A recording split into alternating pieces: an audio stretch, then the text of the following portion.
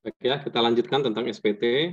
Ya, SPT dianggap tidak disampaikan ya bila tidak ada tanda tangan, ya, tidak ada lampiran yang diperlukan. Kemudian SPT lebih bayar, ya, kalau SPT-nya lebih bayar disampaikan setelah 3 tahun. Kemudian disampaikan setelah dilakukan pemeriksaan. Ya, ini dianggap ketika sedang dilakukan pemeriksaan ini maka SPT-nya meskipun dikirimkan tetap dianggap tidak tidak disampaikan ya. Ya, kemudian siapa yang tidak wajib lapor SPT ya. Ini adalah ya wajib pajak penghasilan tertentu adalah wajib pajak yang memenuhi kriteria orang pribadi yang dalam 1 tahun pajak menerima atau memperoleh penghasilan neto tidak melebihi PTKP. Jadi ini sebenarnya kalau seorang wajib pajak sudah terlanjur mempunyai NPWP, ya, kemudian ternyata penghasilannya di bawah PTKP, ya, atau tidak kena pajak, ya, nah maka dia tidak wajib melaporkan SPT, ya, ini tidak ada kewajiban melaporkan, ya. Kemudian wajib pajak orang pribadi yang tidak melaksanakan kegiatan usaha atau tidak melakukan pekerjaan bebas, ya.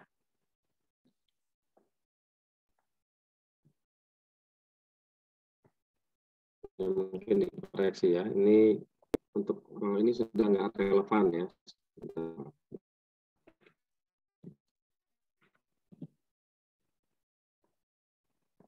Jadi untuk yang bagian pertama aja ya.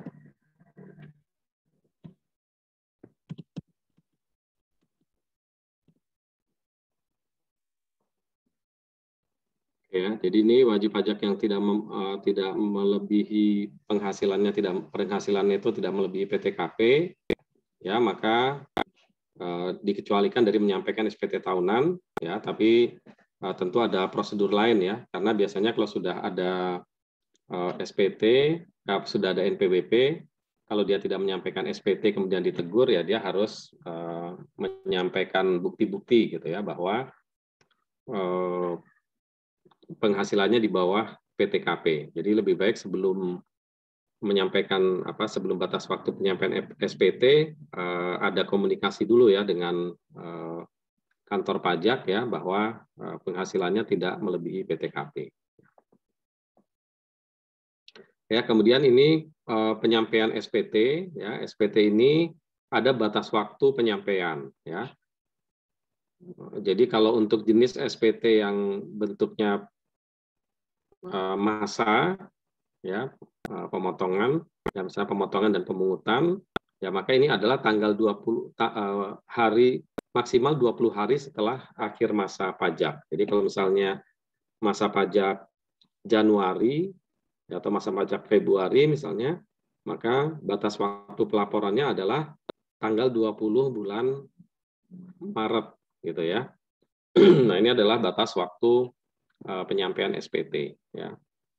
Kemudian kalau PPh pasal 22 PPN yang dipungut oleh bea cukai ya ini adalah 7 hari ya. Ini untuk yang jenis pemotongan pemungutan kecuali PPN ya. Kecuali PPN itu pelaporannya adalah akhir bulan di masa berikutnya. Jadi kalau bulan Februari tadi maka akhir pelaporannya adalah akhir Maret ya. Kemudian kalau ini PPN oleh bendaharawan ya, bendaharawan pemerintah itu maksimal tanggal 14 setelah akhir masa pajak ya. Kemudian untuk SPT tahunan ini mungkin yang sangat populer ya. SPT tahunan untuk orang pribadi yaitu adalah maksimal 3 bulan setelah akhir tahun pajak ya. Akhir tahun pajak itu adalah kalau tahun menggunakan tahun kalender ya berarti tanggal 31 Desember. Jadi maksimal 3 bulan ya berarti 31 Maret. Ya, itu paling lambat untuk menyampaikan pelaporan SPT tahunan PPh orang pribadi. Ya, kalau misalnya misalnya belum selesai membuat SPT itu bisa memohon perpanjangan ya. Nah, itu sampai 2 bulan ya maksimal. Nah, sedangkan untuk SPT tahunan PPh badan Ya, pajak penghasilan badan itu adalah maksimal 4 bulan setelah akhir tahun pajak. Ya, jadi kalau akhir tahun pajak adalah 31 Desember, maka SPT tahunan disampaikan maksimal 30 April ya pada tahun berikutnya, ya, atau bisa diperpanjang 2 bulan. Ya. Kemudian untuk sanksi keterlambatan, ya, jadi kalau terlambat lapor, ya ini ada sanksi administrasi, ya, 500.000 untuk SPT masa PPN, kemudian 100.000 untuk SPT masa lainnya. Jadi ini ya, ini untuk jenis pajak PPN, ya. Sedangkan jenis pajak lainnya adalah ini ya, PP 21, 23, 22, 23, pasal 4 ayat 2, pasal 15. Nah ini ya 100.000 dendanya. Ya, kemudian SPT tahunan orang pribadi yang ini ya, yang tanggal 31 Maret itu ada 100.000. Sedangkan SPT tahunan PPh badan ya, yang maksimal 4 bulan berarti 30 April, kalau disampaikan lewat dari 30 April maka dendanya adalah 1 juta. Ya, ini pengecualian denda yaitu apabila wajib pajak orang pribadi telah meninggal dunia, kemudian sudah tidak ada kegiatan usaha atau pekerjaan bebas, ya ini hanya harus dibuktikan ya bahwa memang sudah tidak ada usaha atau pekerjaan bebas. Kemudian wajib pajak orang pribadi WNA yang tidak tinggal lagi di Indonesia, jadi mungkin bekerja di Indonesia tapi sudah selesai ya, kemudian kembali. Kemudian BUT yang tidak melakukan kegiatan lagi di Indonesia, bendaharawan tidak melakukan pembayaran, ya. Kemudian wajib pajak yang terkena bencana ini diatur oleh Peraturan Menteri Keuangan, wajib pajak lain ya mungkin dengan Peraturan Menteri Keuangan, ya. Wajib pajak badan yang tidak melakukan kegiatan usaha tapi belum dibubarkan, ya ini ada skemanya ya, ada permohonan menjadi wajib pajak tidak efektif terlebih dahulu, baru dia tidak mempunyai kewajiban pelaporan nantinya, gitu ya. Ya, jadi ini sanksi keterlambatan. Kemudian batas waktu pembayaran, ya batas waktu pembayaran ini untuk jenis pajak massa ya yang bulanan 21, 26, 23, 26, pasal 4 ayat 2, pasal 15, pasal 22 badan tertentu ya ini yang melakukan komoditas tertentu ya. Ini adalah maksimal tanggal 10 setelah akhir masa pajak. Jadi kalau bulan masa pajak Januari maka maksimal tanggal 10 Februari. Ya, atas transaksi perpajakan yang terjadi di bulan Januari ya. Kemudian SPT massa ya. Ini sudah nggak ada ya, sebentar.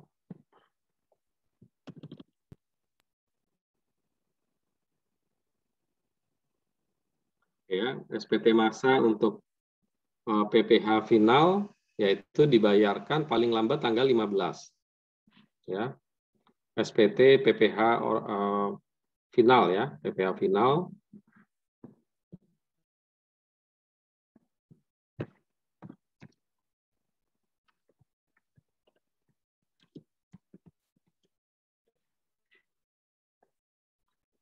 ya, jadi ini ada nanti PPh orang pribadi atau badan yang final ini maksimal tanggal 15, kemudian SPT masa PPN.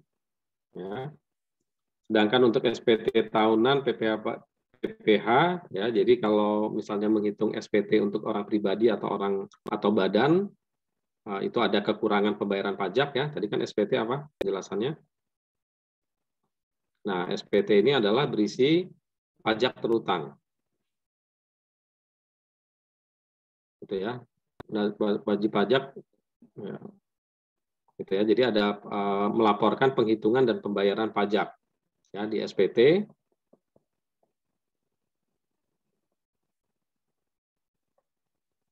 Ya, nah ini pembayaran pajaknya, kekurangan pembayaran pajaknya ini diatur di pasal 29. Nah, ini maksimal pembayarannya adalah sebelum SPT, PPh atau PPN disampaikan. Jadi kalau misalnya tadi wajib penyampaiannya adalah maksimal 30 April untuk PPh badan, ya maka pembayarannya juga maksimal tanggal 30 April. Ya, jadi ini di waktu yang hari yang sama bisa di hari yang sama, gitu ya. Kemudian SPT masa PPh pasal 22 bendaharawan, ini kalau bendaharawan melakukan pembayaran, ya maka pada hari yang sama juga pajak yang dipotong itu harus disetorkan. Ya, kalau PPN bendaharawan maksimal tanggal 7, ya kalau pungutan oleh bea cukai itu sehari setelah pemungutan. Ya, wajib pajak lain yang tidak dikenakan sanksi, ya ini kalau ada kondisi force major ya, kerusuhan, kebakaran, nah ini tidak atau kegagalan sistem komputer di administrasi pajak ya.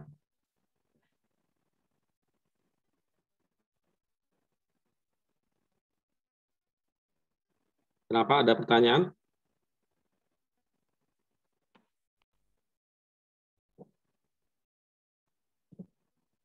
Ada pertanyaan? Nggak ada. Belum ada, Ustadz.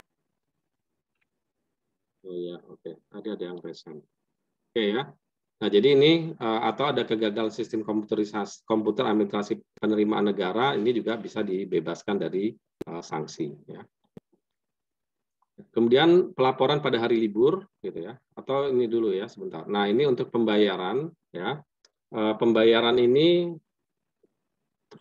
kuncinya adalah kalau pajak itu ya ini antara ini yang benar tanggal 10 atau tanggal 15 gitu ya. Jadi kalau pajaknya ini adalah berkaitan dengan pemotongan pihak lain ya. Jadi misalnya A sebagai wajib pajak diwajibkan memotong PPh pasal 21 untuk karyawannya ya. Nah, kalau yang dipotong adalah pajak orang lain, maka maksimal disetorkan ke negara itu adalah tanggal 10 bulan berikutnya. Ya, tanggal 10. Tapi kalau ini adalah pajaknya sendiri, jadi ini PPh orang pribadi atau badan final ya, ini kan pajaknya sendiri ya. Nah, ini maka disetorkan maksimal tanggal 15. Gitu ya. Jadi kalau pajaknya orang lain tanggal 10, kalau pajaknya sendiri bisa tanggal 15. Ya. Nah, kalau berkaitan dengan hari libur, gitu ya, pelaporan pajak ya untuk hari libur ya itu adalah misalnya pelaporan tanggal 20 ya ini ya mana tadi ini. Nah, ini ya. Saya pelaporan tanggal 20. Kalau 20 jatuh pada hari libur, bukan hari kerja ya, di luar hari kerja itu Senin sampai Jumat ya. Kalau dia jatuh di hari Minggu misalnya, maka batas waktu pelaporannya itu adalah maju. Gitu ya. Gitu ya. Jadi maju hari kerja sebelumnya. Ya, itu untuk pelaporan. Ya, untuk pelaporan SPT.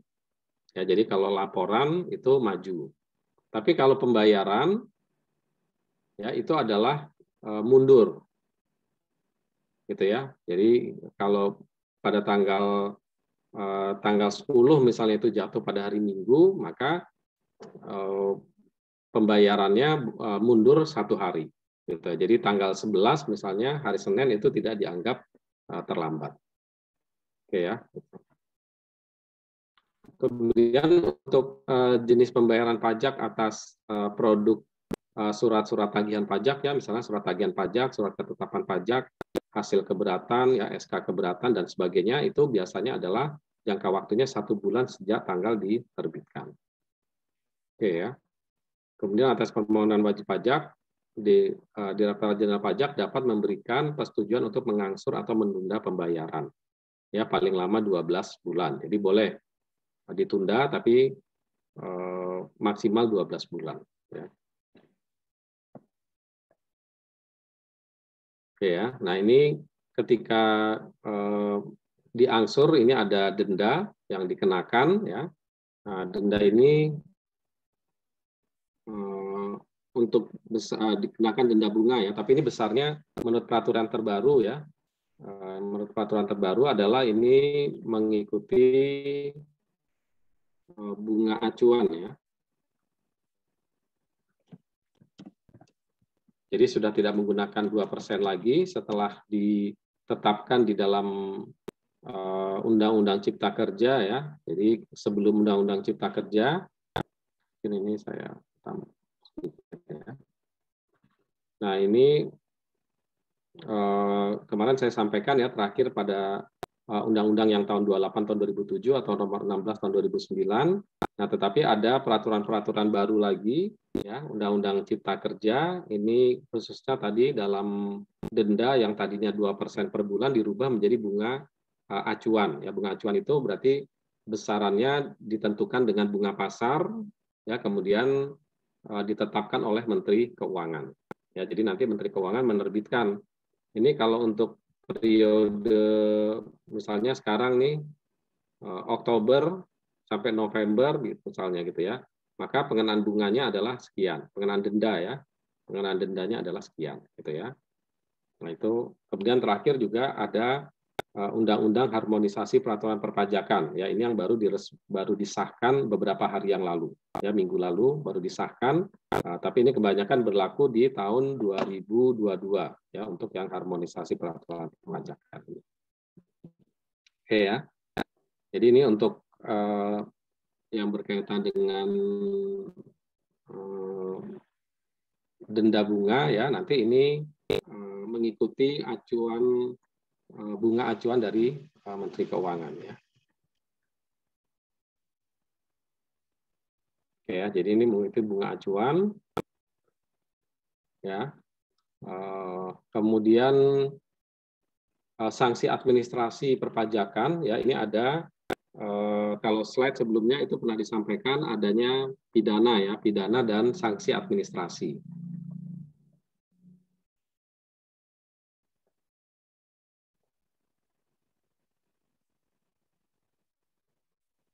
Nah ini ya, jadi ada pidana dan administrasi, gitu ya. Ini adalah ada sanksi administrasi. Nah sanksi administrasi ini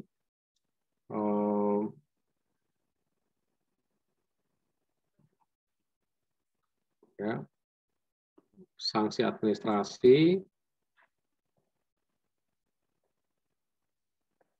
ya ini ada yang berupa bunga, ya bunga biasanya ini adalah berkaitan dengan pembayaran yang tadi ya, misalnya bayarnya harusnya tanggal 10 bulan Maret, ternyata tanggal 10 bulan Maret nggak bayar, ya kan? Kemudian baru dibayar tanggal 11. Nah, maka itu sudah dikenakan sanksi bunga. Ya, atas pembayaran itu sebulan adalah mengikuti bunga acuan. Yang dulu 2%, sekarang mengikuti bunga acuan. Ya, yang jelas jumlahnya lebih rendah ya karena mengikuti bunga pasar ya. Nah, ini lebih rendah. Jadi hitungannya begitu terlambat 1 hari itu sudah dihitung 1 bulan, gitu ya, dihitungnya 1 bulan. Oke ya, kemudian itu yang pertama sanksi bunga, ada yang denda. Denda ini adalah pelanggaran karena pelaporan, gitu ya. Jadi yang ini, nah ini adalah denda. Oke ya, denda terlambat lapor, SPT masa PPN, SPT masa yang lain, orang pribadi, tahunan orang pribadi, tahunan PPh badan. Ya ini adalah dikenakan denda. Kemudian ada sanksi berupa kenaikan. Ya, kenaikan itu misalnya dia harus membayar 100, kemudian ada kenaikan 50%, sehingga dia harus membayar 50 gitu ya. Jadi tidak berdasarkan masa ini ya, bunga per bulannya gitu ya. Nah, ini adalah sanksi kenaikan ya. Ya, ini misalnya keterlambatan pembayaran ya, pembayaran SPT masa, SPT tahunan, pembayaran ini ya, surat-surat tagihan dan ketetapan pajak, ya ini flexible rate mengikuti bunga acuan. Gitu ya, ini flexible rate bunga acuan, kalau yang lama adalah 2% per bulan ya, sekarang sudah tetap per bulan ya, tetapi besaran bunganya itu fleksibel ya, tergantung dari keputusan Menteri Keuangan. Ya, pembayaran pada hari libur itu hari kerja berikutnya ya, tadi sudah saya sampaikan. Kemudian tempat pembayaran ya ini kantor pos, di bank gitu ya, atau tempat-tempat lain ya. Bahkan sekarang di marketplace ya sudah bisa bayar pajak ya sekarang ya. Jadi kalau lewat sarana-sarana platform marketplace ya sekarang sudah banyak yang menyediakan sarana untuk pembayaran pajak ini ya. Jadi relatif lebih mudah, artinya kalau misalnya hari liburnya jatuh pada hari akhir pembayarannya jatuh pada hari libur, sebenarnya tidak ada halangan untuk melakukan pembayaran pajak ya, karena bisa melalui internet ya, bisa melalui online ya, bisa dilakukan secara online, apakah itu online-nya ke bank atau ke sarana marketplace ya. Oke ya, jadi ini kemudian pembetulan SPT ya, jadi ketika ada pembetulan ya, misalnya ada, jadi SPT ini misalnya kita sudah sampaikan, kemudian kita merasa oh ini salah, kemudian kita melakukan pembetulan ya, istilahnya adalah pembetulan. Jadi boleh kita melakukan perbaikan atas SPT yang sudah pernah disampaikan ya. Nah, tapi nanti kalau ada kekurangan pembayaran pajak, maka ya dia harus dikenakan bunga atas sejak penyampaian SPT terakhir sampai berakhir ya. Jadi sejak misalnya badan 30 April gitu ya. Misalnya di situ dibayar pajaknya adalah 100. Ternyata oh saya salah, saya ingin membetulkan harusnya bayar pajaknya 120 gitu ya. Nah, maka pada bulan Desember misalnya ya, kemudian dibetulkanlah SPT tersebut. Kemudian ada tambahan pembayaran kekurangannya 20. Ya, maka 20 itu ada tambahan bunga acuan bunga yang berdasarkan acuan dari Menteri Keuangan, mulainya dari kapan? Dari April sampai Desember, ya, sampai pada saat pembayaran. Oke, ya. Ya, ini kemudian ini juga ada sedikit perubahan sebenarnya ya di Undang-Undang di Undang-Undang Cipta Kerja ya. Nanti saya sampaikan ya.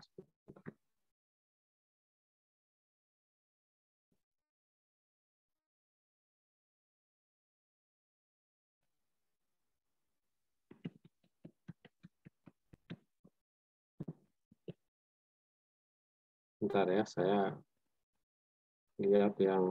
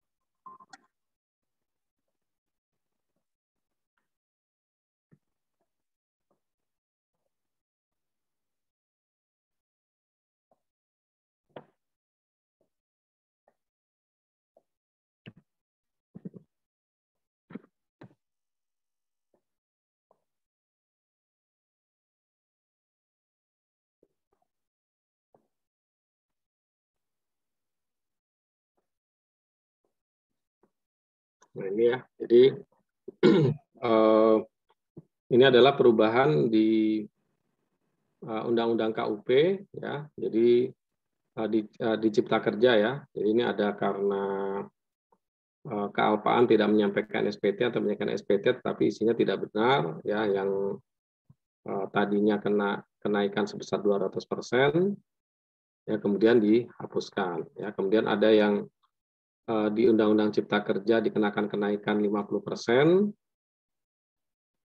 Ya, ini pemeriksaan ya, telah dilakukan pemeriksaan, tetapi belum diterbitkan produk ya. Pemeriksaan hanya dikenakan ini dikenakan sanksi bunga ya, yang tadi ya. Nah, terus ini juga ya, kalau untuk denda ya, denda yang tadi ya 500.000, 100.000 ini tidak ada perubahan ya, dengan kemudian dengan kemauan sendiri mengungkapkan ketidakbenaran data di laporan SPT dan belum dilakukan penyidikan, jadi sudah dilakukan pemeriksaan tapi kemudian belum dilakukan penyidikan. Ini kalau ada pengungkapan di undang-undang yang lama 150%, ya di Undang-Undang Cipta Kerja hanya 100%. Jadi ada sedikit penurunan. Ya, kemudian berkaitan dengan PPN, kalau salah membuat faktur pajak 2%, ya salah atau tidak tepat waktu ya 2%, tetapi di Undang-Undang Cipta Kerja yang baru 1%. Ya. Kemudian keberatan ditolak atau dikabulkan, ya ini keberatan ini ada pembayaran kenaikan ya 50%, atau ada pembayaran sebesar 50%. Kalau di sini tidak ada kewajiban pembayaran. Jadi maksudnya misalnya kita ditagih dengan surat ketetapan pajak, ya, tetapi saya tidak setuju. Gitu ya, misalnya wajib pajak tidak setuju sehingga terjadi sengketa. Nah, sengketa ini kemudian diajukan keberatan. Nah, kalau di Undang-Undang KUP yang lama itu ketika mengajukan keberatan itu harus terlebih dahulu membayar 50%. Gitu ya. Nah, tetapi di Undang-Undang Cipta Kerja itu nggak perlu bayar dulu, kalau memang nggak setuju nggak usah bayar dulu. Gitu ya. Nah, ini jadi lebih meringankan. Ya. Kemudian permohonan banding. Ya, ini yang lama adalah 100% berdasarkan putusan banding dikurangi dengan pembayaran pajak yang telah dibayar sebelum mengajukan keberatan. Gitu ya. Nah, ini ada sanksi 100% ya, kalau sekarang ini sudah tidak ada lagi. Ya. Kemudian penghentian penyidikan, kalau yang lama 4 kali, ya, yang sekarang hanya 3 kali. Ya, jadi lebih ringan dari peraturan yang lama ya. Oke ya, itu kemudian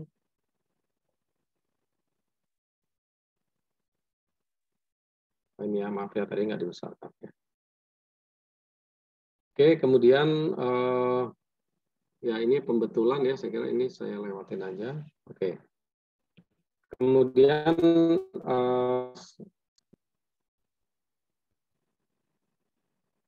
yang terakhir adalah yang berkaitan dengan penetapan pajak ya, penetapan dan ketetapan pajak.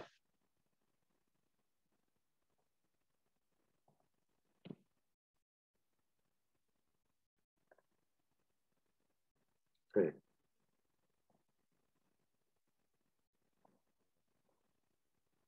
Oke ya, ini ya. Jadi penetapan dan ketetapan pajak ya. Nah, ini adalah produk produk hukum ya. Jadi kalau kan sistem yang ada di Undang-Undang Perpajakan kita kan self assessment gitu ya. Nah, self assessment. Nah, ketika otoritas pajak atau Ditjen Pajak melihat misalnya, oh ini terlambat bayar, oh ini terlambat lapor, atau dilakukan pemeriksaan, kemudian ternyata pajaknya ada kekurangan bayar, gitu ya. Nah itu maka Ditjen Pajak ini menggunakan sarana apa untuk melakukan penagihan, gitu ya. Nah sarananya itu adalah dengan aturan tentang penetapan dan ketetapan, gitu ya.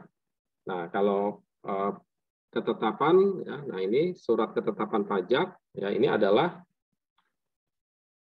Nah, ini surat ketetapan pajak ini adalah surat ketetapan yang menentukan besarnya jumlah pokok pajak, kredit pajak, kekurangan pembayaran pokok pajak, dan jumlah pajak yang masih harus dibayar. Jadi surat ketetapan pajak, yaitu ada yang kurang bayar, berarti ketika Dijen Pajak menemukan di wajib pajak, misalnya setelah melakukan pemeriksaan, kemudian loh ini dulu pajaknya 100, setelah dilakukan pemeriksaan ternyata pajaknya 150.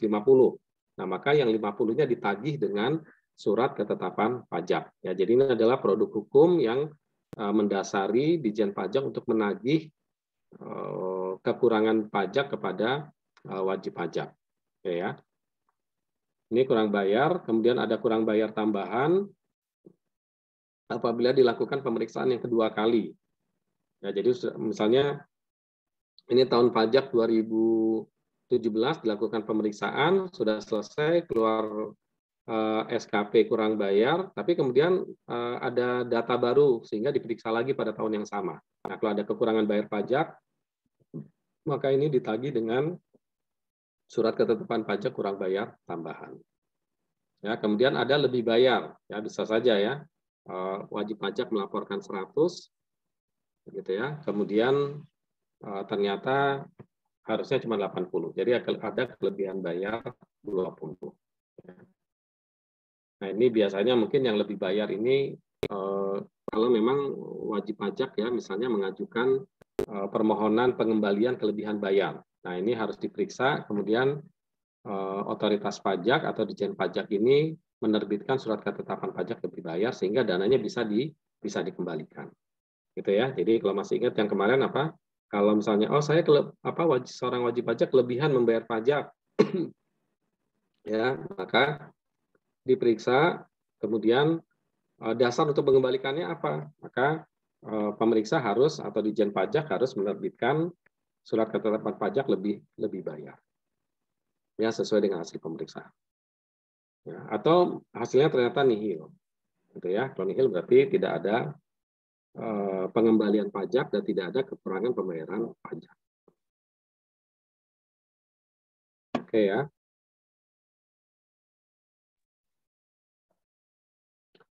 Kemudian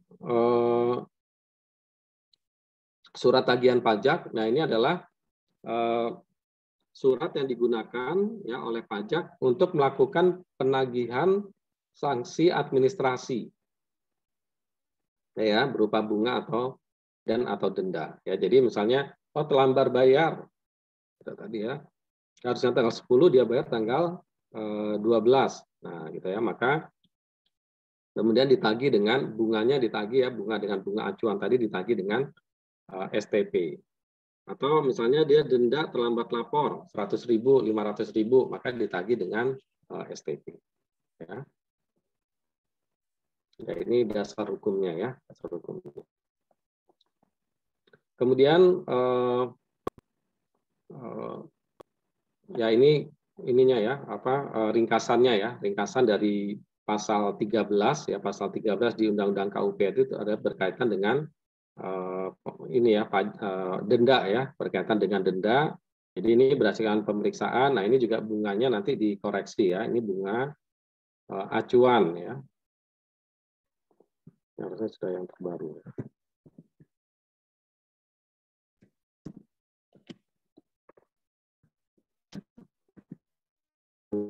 Mata keuangan ya, kemudian ini juga sudah ada perubahan ya tentang denda kenaikannya ya. Tapi intinya kalau kekurangan bayar berkaitan dengan kekurangan bayar ini adalah ke denda gitu ya. Tetapi kalau tidak menyampaikan waktu SPT ini juga sudah dirubah ya. Dirubah tadi dengan apa? Yang tabel ini ya. Tabel yang sebelumnya.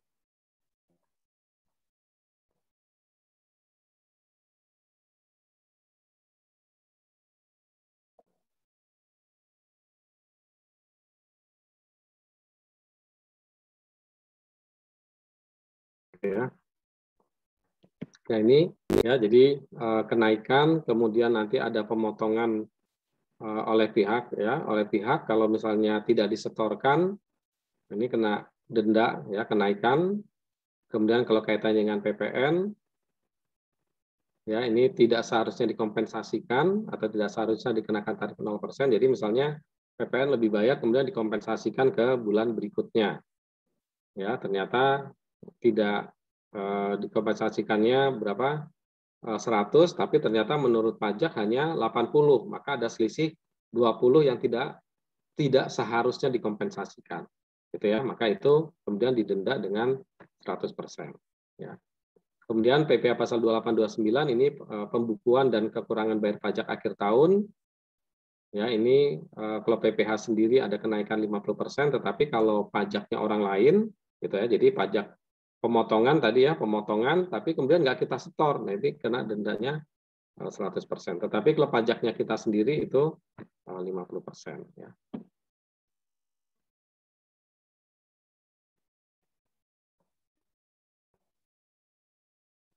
Oke, ya, kemudian surat tagihan pajak, ya ini juga mungkin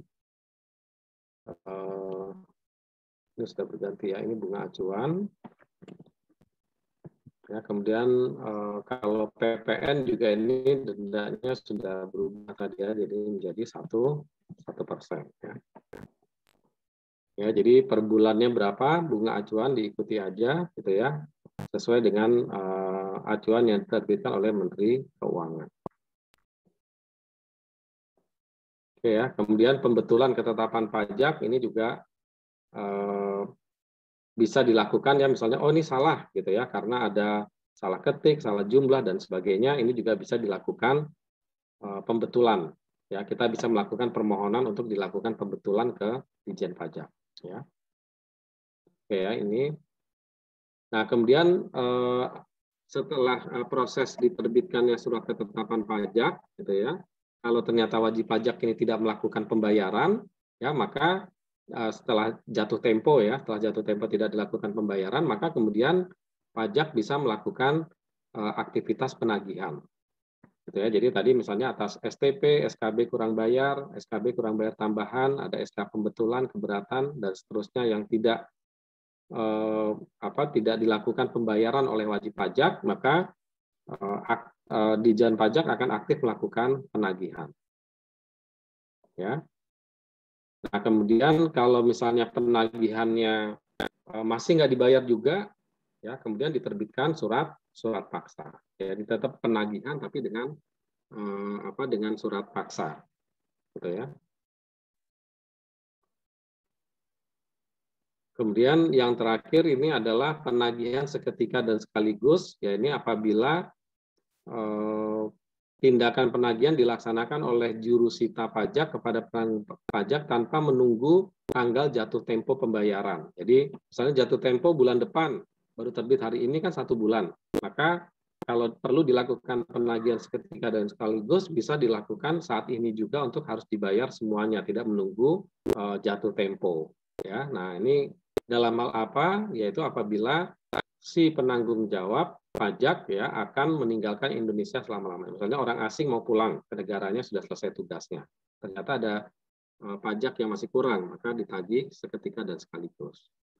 Gitu ya. Penanggung pajak memindahtangankan barang yang dimiliki, gitu ya. Jadi dialihkan tuh barangnya supaya tidak bisa disita. Nah, itu bisa langsung ditagih sekaligus. Ada tanda-tanda penanggung pajak akan membubarkan badan usaha dan seterusnya ya, menggabungkan, pokoknya membuat dirubah-rubah sehingga dikhawatirkan akan merugikan penerimaan negara. Ya, kemudian badan usaha dibubarkan oleh negara, terjadi penyitaan atas barang penanggung jawab oleh pihak ketiga, ya misalnya karena kepailitan. Ya, nah ini juga bisa dilakukan penagihan sekaligus. Ya. Nah, kemudian penetapan dan penagihan ini, ya ini adalah ada daluarsa selama 5 tahun ya masa dan tahun pajak. Gitu ya. Jadi kalau misalnya ada terlambat membayar pajak dan terlambat lapor pajak, gitu ya. Kemudian tidak ada tagihan dari kantor pajak. Nah itu kalau sudah lewat 5 tahun maka pajak sudah tidak bisa lagi melakukan penagihan. Tapi kalau masih dalam jangka waktu 5 tahun masih bisa, gitu ya. Nah jadi maksimal hanya 5 tahun. Jadi kalau sekarang 2021 ya 5 tahun ke belakang, setelahnya ya 2016 atau 2015 itu sudah tidak bisa dilakukan penagihan lagi. Ya. Nah kecuali atau penagihan yang sudah diterbitkan penetapan pajak, gitu ya. Jadi kalau misalnya sudah ditetapkan pajaknya, jadi kalau belum ada ketetapan pajak, misalnya denda terlambat nggak bisa ditagih kalau sudah lewat 5 tahun. Tapi kalau misalnya sudah terbit STP, misalnya pada tahun kelima ya sebelum daluarsa itu terbit STP, gitu ya. Nah, terbit STP, surat tagihan pajak. Nah, maka penagihan ini ya masih bisa selama 5 tahun. Gitu ya. Jadi maksimal 10 tahun, gitu ya. Makanya penyimpanan dokumen ya untuk kepentingan perpajakan ya mungkin di pertemuan yang sebelumnya itu adalah selama 10 tahun. Oke ya, hak mendahulu ya saya kira ini negara mempunyai hak mendahului untuk tagihan pajak ya meliputi pokok pajak, sanksi administrasi dan seterusnya ya atas barang-barang milik penanggung pajak sampai dengan daluarsa penagihan. Jadi kalau ada seperti ini ya, misalnya pilot gitu ya, kemudian dia kan harus bayar. Nah, maka bayar dulu pajaknya, gitu ya, hak mendahulu. Ya, kemudian penanggung pajak ini adalah orang pribadi atau badan yang bertanggung jawab atas pembayaran pajak. Ya, termasuk kalau ada wakil yang ditunjuk ya kuasa misalnya gitu ya. Kemudian gugatan wajib pajak ini dapat dilakukan ya terhadap surat paksa, surat perintah penyitaan dan lelang, gitu ya. Kemudian surat ketetapan misalnya keberatan, gitu ya. Nah, dan ini diajukan di peradilan pajak. Jadi kalau ada gugatan misalnya, kita melakukan keberatan tapi kemudian ditolak, gitu ya. Nah, itu bisa mengajukan banding ya, kalau ini banding ya. Tapi kalau gugatan ini lebih banyak kepada administratif ya, administratif yang tidak benar. Gitu ya, misalnya diterbitkan surat surat gitu ya, tetapi kemudian loh ini suratnya salah gitu kan ya. Nah, itu bisa dilakukan gugatan. Oke ya, tapi kalau yang berkaitan dengan materi itu biasanya banding ya. Keberatan atau banding. Ya, kemudian pemeriksaan pajak ya. Jadi ada fungsi kontrol dari Direktorat Jenderal Pajak itu salah satunya adalah pemeriksaan pajak. Ya, pemeriksaan ini adalah tujuannya menguji kepatuhan pemenuhan kewajiban perpajakan. Ya, tujuan lain penagihan pajak, kemudian pemeriksaan sederhana lapangan atas penghapusan NPWP dan NPPKP.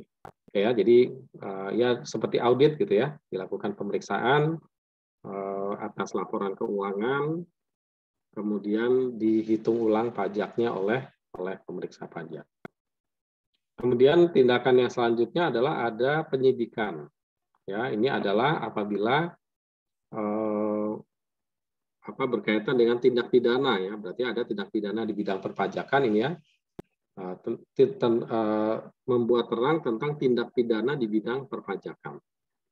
Oke ya, jadi itu berarti penyidikan, tapi kalau dia hanya administrasi ya, kesalahan administrasi, kelalaian yaitu bisa sampai tingkat pemeriksaan. Ya, keberatan dan banding ya, jika wajib pajak tidak menyetujui surat ketetapan pajak maka bisa diajukan keberatan. Ya, apabila wajib pajak tidak menyetujui hasil keberatan maka diajukan banding, gitu ya, ke pengadilan pajak. Tapi ya kalau keberatan ini masih ke sesama Ditjen Pajak ya, tetapi kalau sudah banding ini adalah ke pengadilan. Ya. Dan keputusannya bersifat tetap ya, tidak bisa digugat ya. Oke, saya kira ini untuk perkuliahan kita pada siang hari ini. Apakah ada pertanyaan?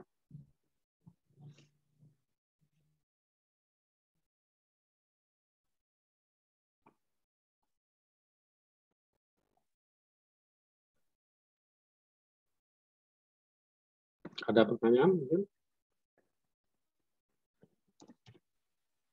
Belum ada, Ustadz.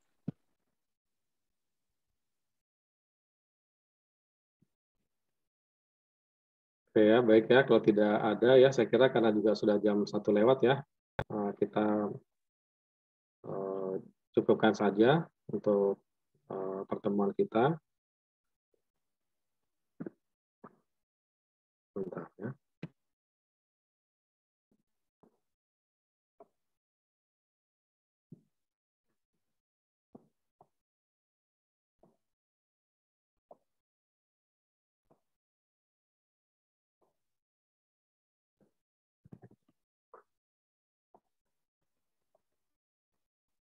Oke, saya kira kalau tidak ada pertanyaan, ya saya cukupkan ya untuk siang hari ini. Ya, saya tutup dengan membaca dan hamdalah ya. Alhamdulillahirabbil alamin. Alhamdulillah.